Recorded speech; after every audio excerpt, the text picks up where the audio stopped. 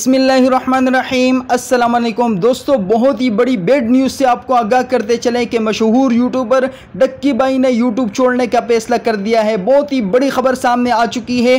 तमाम तर तफसीलात से आपको आगाह करेंगे दोस्तों। साथ में आपको बताते चलें कि आप लोग घर बैठे 5,000 रुपये कमाना चाहते हैं तो तमाम तर तफसीलात आपको इस वीडियो में मिल जाएगी। वीडियो को मुकम्मल देख लीजिएगा लास्ट तक और वीडियो को लाइक कर लीजिएगा और साथ में चैनल को सब्सक्राइब कर लीजिएगा। पाकिस्तान के मशहूर व्लॉगर डक्की भाई ने बिलाखिर यूट्यूब छोड़ने का फैसला कर ही लिया है। तमाम तरह तफसीलात आपके साथ शेयर करेंगे दोस्तों। कुछ दिन पहले जो उन्होंने वीडियोस बनाई थी उसकी व्यूज़ जो है 4 मिलियन से क्रॉस कर गई थी, लेकिन उन वीडियोस का यूट्यूब ने उनको कुछ भी नहीं दिया, जिससे दिल बर्दाश्त होकर यूट्यूब छोड़ने का फैसला कर दिया है।